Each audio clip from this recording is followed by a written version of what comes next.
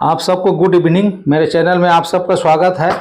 मैं डी सारथी आज आप लोगों को क्लास 12 अकाउंटेंसी एनसीईआरटी की book English medium analysis of financial statement of company, जिसके अंतर्गत comparative statement of PL account पढ़ाऊंगा। कल मैंने आप लोगों को comparative statement of balance sheet बताया था। वही रूल है, यहां भी कोई अलग रूल नहीं है। ठीक है, रूल वही है। ये फार्मूला है comparative statement of profit and loss, particular, previous year amount, current year amount, absolute change और परसेंटेज चेंज। फर्स्ट है पार्टिकुलर में रेवेन्यू फ्रॉम ऑपरेशन और net sales. Second other income, दोनों को टोटल करेंगे तो टोटल इनकम हो जाएगा और इसके बाद इसको क्लोज कर देंगे। इसके बाद हम लोग चलेंगे एक्सपेंसेस। एक्सपेंसेस में कॉस्ट ऑफ मटेरियल कंज्यूम्ड है, purchase of stock in trade है, चेंज इन इन्वेंटरीज है, employ benefits expenses, finance cost, depreciation and amortisation और अंत में है लास्ट में अदर एक्सपेंसेस। सभी एक्सपेंसेसों को हमको टोटल करना है और इनकम में टोटल एक्सपेंडिचर को माइनस करेंगे तो हमें मिलेगा प्रॉफिट बिफोर टैक्स, और प्रॉफिट बिफोर टैक्स में टैक्स माइनस करेंगे तो हमको मिलेगा प्रॉफिट आफ्टर टैक्स। रूल ये है एब्सोल्यूट चेंज का हम माइनस करेंगे 16 में 17 या प्रीवियस ईयर में करंट ईयर का। करंट ईयर बड़ा है तो इंक्रीज और प्रीवियस ईयर का बड़ा है अमाउंट तो डिक्रीज होगा। ठीक है, तो मैंने आप लोगों को ये फार्मूला बताया है और इसी फार्मूला में मैंने क्वेश्चन नंबर 3 ये है, पढ़ के बताता हूं। Prepare comparative statement of profit and loss from the following information.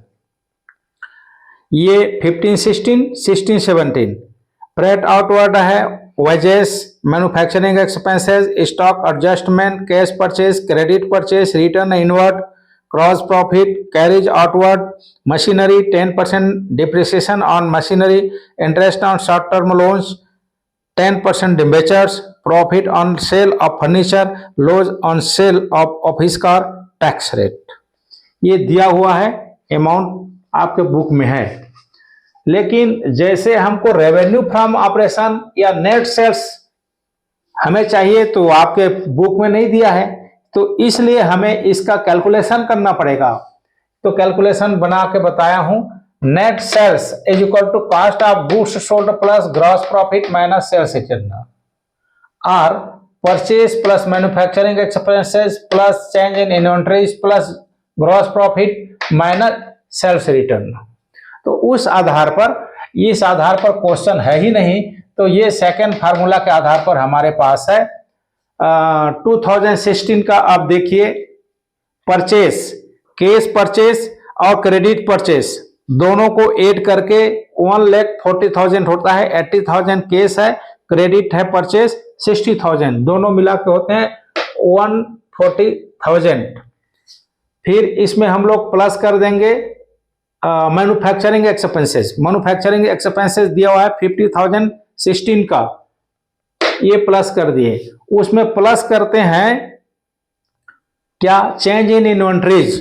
तो चेंज इन इन्वेंटरीज क्लियर नहीं है, स्टॉक एडजस्टमेंट है, यही है चेंज इन इन्वेंटरीज। तो यहाँ माइनस में है ये 60,000, तो यहां पर माइनस कर दिया उसको, माइनस 60,000। जीपी ग्रॉस प्रॉफिट भी यहां ग्रॉस लॉस है तो ये भी माइनस में है, इसलिए माइनस 30,000। फिर माइनस रिटर्न इनवर्ड 8,000, ये शेयर से रिटर्न माइनस करेंगे तो इस 1,90,000 में हम लोग 98,000 माइनस करेंगे तो हमारे पास बैलेंस होगा 92,000। ये 92,000 है 16 में। ठीक इसी प्रकार से 17 में भी करना है। परचेस है कैश और क्रेडिट दोनों मिला के 80,000, manufacturing expenses 20,000, stock in change in stock या change in inventories 30,000 plus gross profit 90,000 minus sales return 4,000 is equal to 2,16,000। ये है आपका रेवेन्यू फ्रॉम ऑपरेशन 17 का 2,16,000। ठीक है, ये दोनों का डिफरेंस निकाले तो यह इंक्रीज है क्योंकि करंट ईयर बड़ा है 1,24,000। इसका हमने परसेंट निकाला, जैसे कि कल बताया परसेंट निकालने का तरीका वही है। 1,24,000 इंटू 100 यहां दिया हूं, 1,24,000 into 100 by previous year amount 92,000 is equal to 134.78% होता है। इसके बाद अदर इनकम, सेकंड होगा अदर इनकम। अदर इनकम में आपके पास यहाँ profit on sale of furniture 16 में 20,000 और 17 में 10,000। ये हो गया, ये दोनों में डिफरेंस है 10,000। अभी तो प्रीवियस ईयर बड़ा हो गया तो माइनस में आंसर आया है। तो ये 10,000 into 100 by 20,000 is equal to 50%। ठीक है, हम ये दोनों इनकम को टोटल किए। ये टोटल इनकम के नाम से 1,12,000, 2,26,000, दोनों का डिफरेंस 1,14,000। इसका परसेंट निकाल दिए, कितना इंटू 100 बाई 1,12,000 तो 101.78% आया।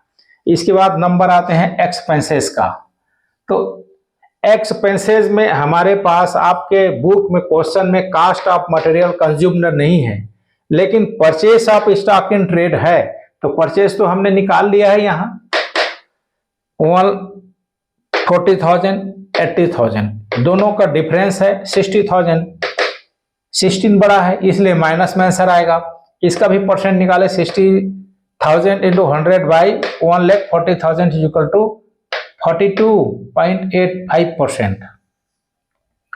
फिर है चेंज इन इन्वेंट्रीज, आपको दिया हुआ है चेंज इन इन्वेंट्रीज। ये 16 का माइनस में है और 17 का प्लस में है। ठीक है, तो ये दोनों का डिफरेंस क्या होता है, जुड़ जाएगा। ये भी ये यहां माइनस होता है तो ये माइनस दोनों क्या हुआ प्लस, इसलिए 90,000 आपका डिफरेंस आया into 100 by 60,000 is equal to 150% होता है। फिर employ benefit expenses, employ benefit के लिए मैंने आपको बताया है कौन आएगा, वेजेस। एम्प्लॉय बेनिफिट्स में आएगा वेजेस, आपके क्वेश्चन में दिया है, अलग से एम्प्लॉय बेनिफिट नहीं दिया है, इसलिए यही आएगा वेजेस। 16 10,000, 17 5,000। ठीक है, 10,000 5,000, डिफरेंस अमाउंट 5,000। फिर 16 बड़ा है, माइनस उत्तर है, और 5,000 into 100 by 10,000 is equal to 50%। फिर फाइनेंस कॉस्ट है, फाइनेंस कॉस्ट में आपका आएगा, इसका फार्मूला है interest on short term loan and interest on 10% debenture. 16 का दिया है शॉर्ट टर्म लोन का इंटरेस्ट 20,000 और 10% डिबेंचर 20,000 का 10% 2,000। हम दोनों को ऐड करते हैं तो 22,000 होता है। 17 में शॉर्ट टर्म लोन का इंटरेस्ट दिया है 20,000 और 10% डिबेंचर 10,000 दिया है, जिसका 10% 1,000, तो ये होता है 21,000। ये लिखा गया है 21,000, डिफरेंस 1,000 माइनस में है। 1,000 into 100 by 22,000 is equal to 4.54।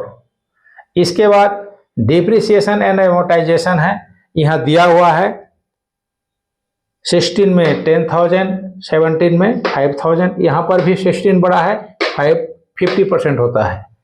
फिर अदर एक्सपेंसेस, अदर एक्सपेंसेस में हमने लिया है freight outward plus carriage outward plus loss on sale of his car.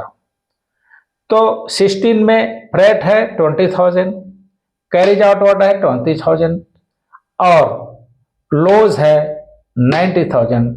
तीनों को हम टोटल करते हैं तो 1,30,000। 17 में 10,000 फ्रेट, 10,000 कैरिज और 60,000 लॉस, ये होते हैं 80,000। ये लिख दिया गया है। डिफरेंस में फिर माइनस आया है 50,000 into 100 by 130,000 is equal to 38.46%। अब हम ये सारे एक्सपेंसों को टोटल कर दिया, टोटल एक्सपेंसेस ये हो गया, और ये टोटल का डिफरेंस निकाले 31,000 टू 52,000 टू 21,000। 252,000 में 221,000 माइनस करेंगे तो माइनस 31,000 होता है, क्योंकि 16 बड़ा है। तो इसका परसेंट निकालते हैं तो 12.30%। ये सारे गणना यहाँ मैंने कैलकुलेट कर दिया है, ठीक है। अब हम टोटल इनकम में टोटल एक्सपेंडिचर को माइनस किए हैं, तो माइनस किए हैं तो यहाँ पर एक्सपेंसेस ज्यादा है, तो माइनस में आंसर आया है 140,000, यहाँ प्लस में आया है 5,000। ये दोनों का डिफरेंस माइनस 135,000। इसका परसेंट इतना into 100 by 140,000 is equal to 96.42%। इसका नाम है profit before tax. Profit before tax. अब इसके बाद टैक्स माइनस करना है, तो लॉस है तो कहां से टैक्स लगेगा? इनकम में टैक्स लगेगा। तो 17 के लिए 50% है, तो 5,000 का 50% 2,500 होता है। इधर तो लगेगा नहीं, इसलिए यही इंक्रीज है और यही इसको हमने 100% मान लिया है, ठीक है। इसके बाद अभी हम टैक्स को घटा देंगे प्रॉफिट बिफोर टैक्स में, तो इसका तो कुछ नहीं है, इसलिए ज्यों का त्यों आ जाएगा। इसमें 2,500 बैलेंस होगा, डिफरेंस है माइनस में 137,500 इंटू 100 बाई 140,000, तो 98.21 माइनस में उत्तर आ रहा है। इसका नाम है प्रॉफिट आफ्टर टैक्स। तो इस तरह से ये सवाल बनेगा। ये सवाल बहुत बड़ा सवाल है, आपको एग्जाम में ऐसी सवाल नहीं आने वाला। आपको अधिकतम 5 से 6 मिनट का आएगा। आपका लेखक ने बुक में इतना बड़ा सवाल किया है कि आप बनाओगे तो घंटों भर लगेगा, ठीक है। तो मैं समझता हूं समझ आया होगा। फिर पुनः देख लीजिएगा, बार बार देखो तो समझ आएगा। और मेरे चैनल को आप लोग सब्सक्राइब कीजिए, लाइक कीजिए, कमेंट कीजिए। कल फिर आगे बताता हूं, आप भी अब फिर नहीं बता पाऊंगा, ठीक है। तो आप सबको गुड नाइट, कल फिर मिलते हैं।